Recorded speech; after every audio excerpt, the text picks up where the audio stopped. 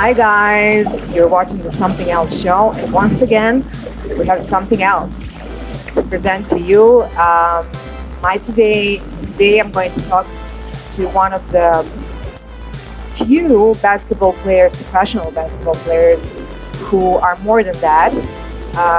He is someone who has been heavily involved in music, culture, and many different things, but primarily into professional basketball.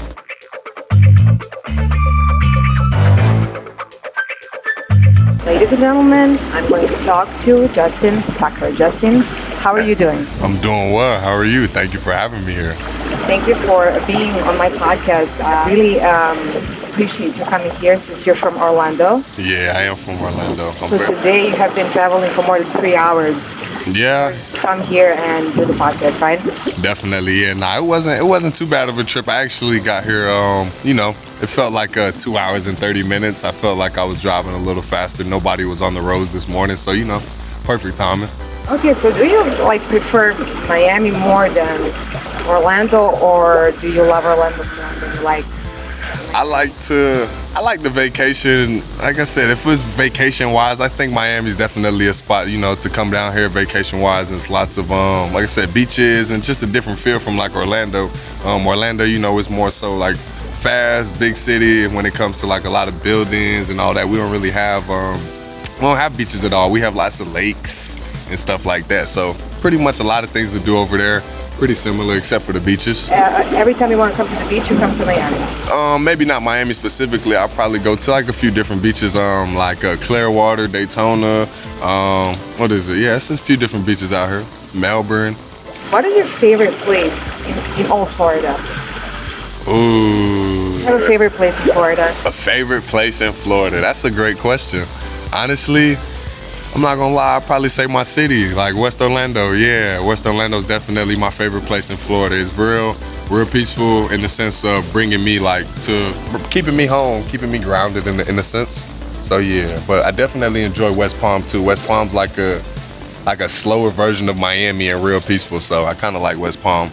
How was it for you growing up? Did you grow up in Orlando? Yeah, I grew up in West Orlando, Florida. How was it growing up for you? I mean, were you always aware of the fact that you were going to be a basketball player, or is that something that came later in your life? I actually used to hate basketball. I didn't even like basketball growing up. I used to play football and pretty much every other sport other than basketball. I played soccer, ran track, did volleyball, all sorts of stuff. Play volleyball? Yeah. I'm also an ex-volleyball player, so we For real? On a beach court and... I'm with that. We're in Miami. We can definitely do that. We're in Miami. We can definitely do that. How did you like volleyball? I mean, I loved it. Yeah, I definitely loved it. More so being, like I said, the indoor sports and the aspects of, like I said, lots of teamwork and the communication things. And I definitely had a lot. I can jump really high, so I definitely like to spike the balls and stuff like that. So that was definitely something really good. What was your position when you were playing volleyball? I don't even know what to call it anymore. What do we call it? Would I be a strike? Nah, that's soccer. That's soccer. Definitely. Okay, yeah. Nah, I just know I used to spike the ball a lot. So I used to be in the front line. I was always in the front line. I never really was in the back line, just based off of me being taller than everybody. I was the technician. I was the one who was getting the balls ready for you guys. Yeah, setting them. Yeah. Definitely. Okay. What do they call it? Libero, right? Libero, right. Yeah. So when did you become aware of the fact that the basketball is the thing for you? High school really was like maybe I'm just gonna stick with basketball, because I played football in high school as well. But I just remember me and one of my friends, we were at football practice one day, and then they told us there were basketball tryouts, and we looked at each other and we were like, we're gonna skip basketball. We're gonna skip football practice and go try out for basketball, and see if we make it, we make it, and if not, we'll still stick to football. And so how old were you back then? No, I was 15. I'm 15. I was like 15 years old, 16 years old. Back in like 9th grade year, like I said, me and my friend, we definitely tried to make it seem like we weren't gonna go to practice for football and we weren't doing anything, or we were sick.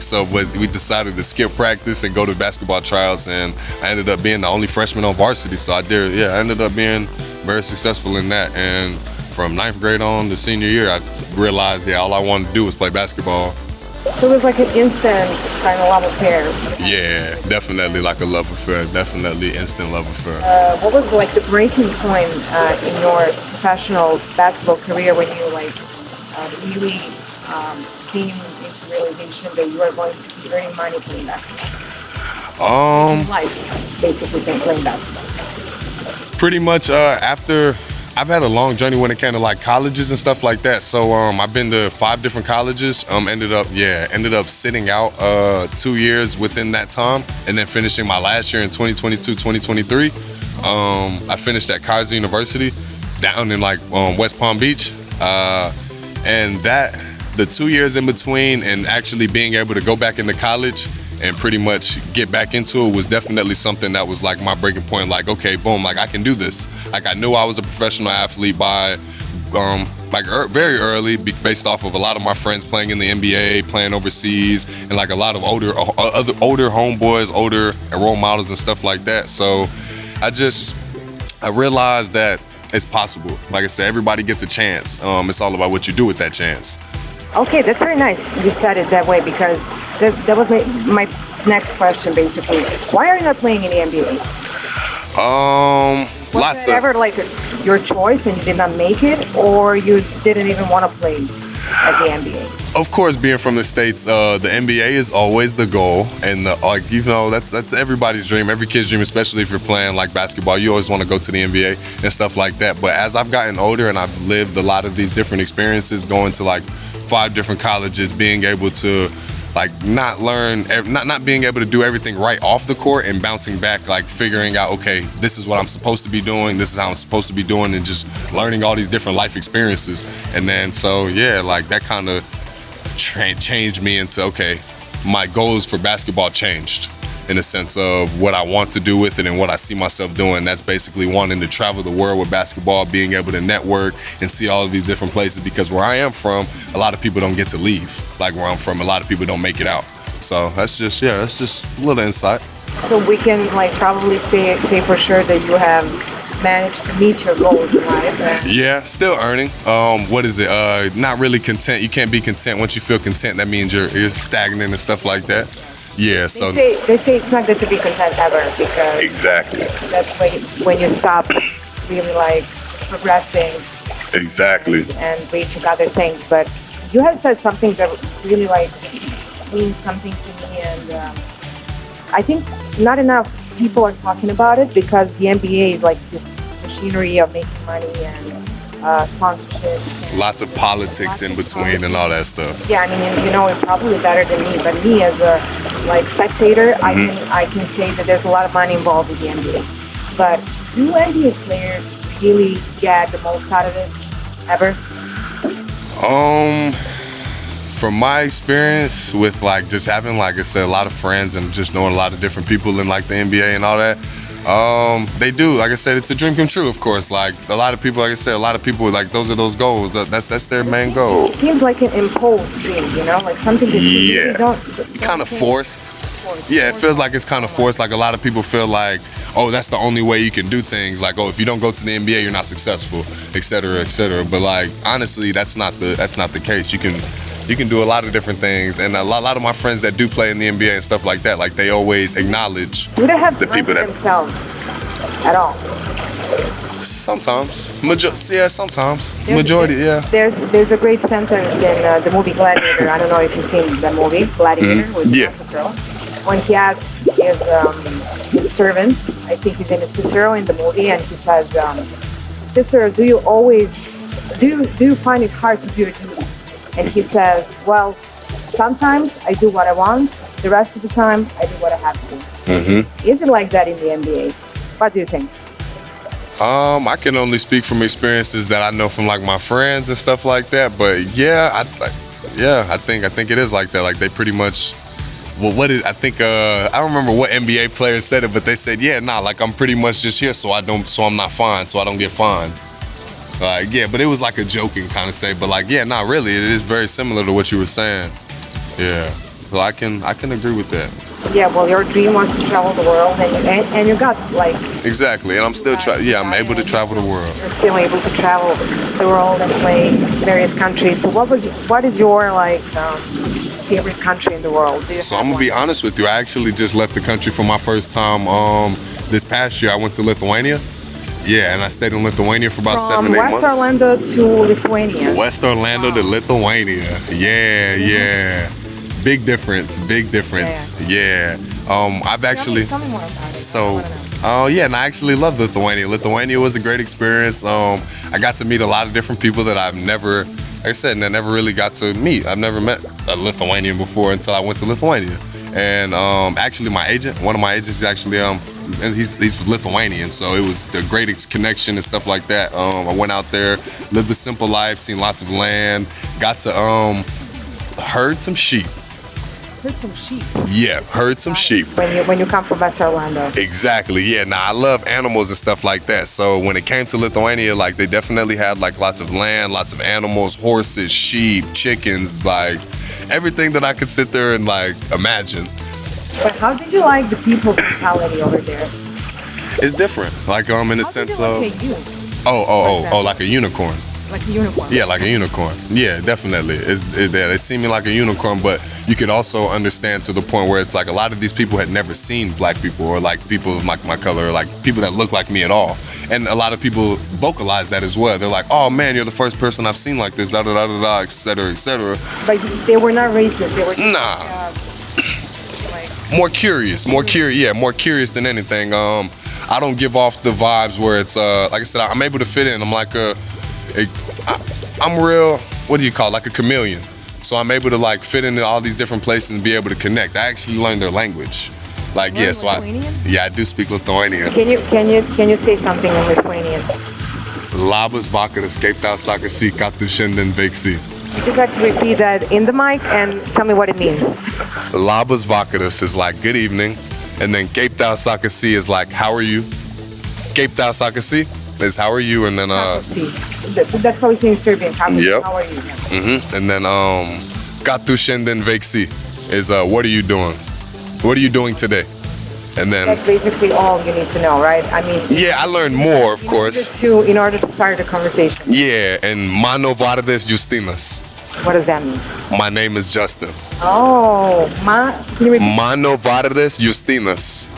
Justinas. Yes. Well, Justin. I can say Justin, but in Lithuanian, it's Justinas. Justinas. Okay. It makes sense. So you like Lithuania, and are you still playing in Lithuania, or are you on a break? So what's the deal right now? I'm actually changing. I'll be changing countries. So I actually had a minor injury when I was in Lithuania. To end up coming back, I strained my patellar tendon. Nothing crazy at all, really. Ended up coming back.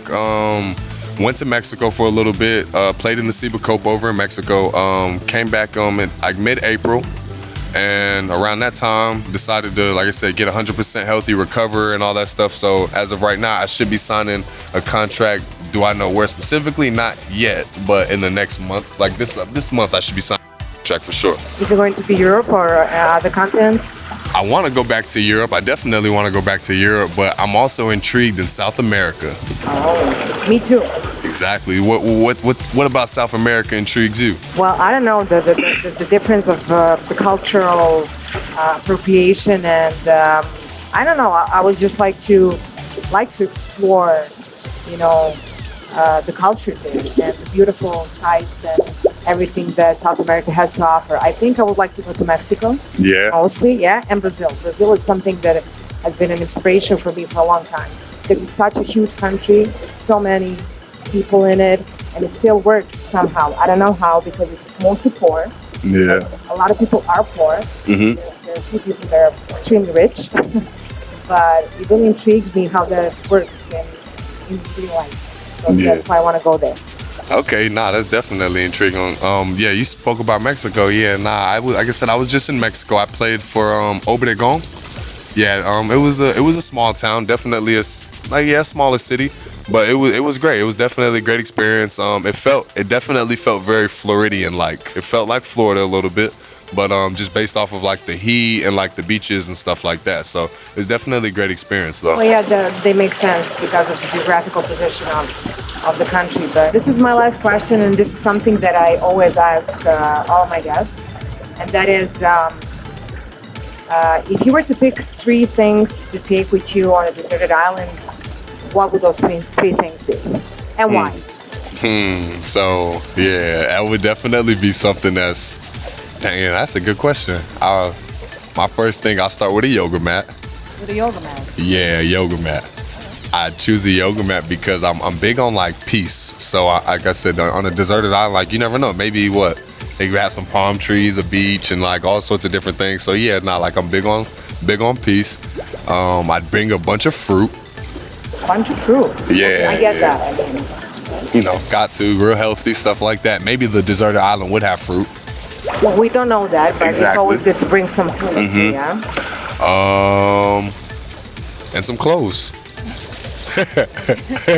That can be also a good thing because you never know what the weather will be like. Exactly. I mean, it's not a problem to be naked. Yeah. Island, But it might get too cold. That island might be cold.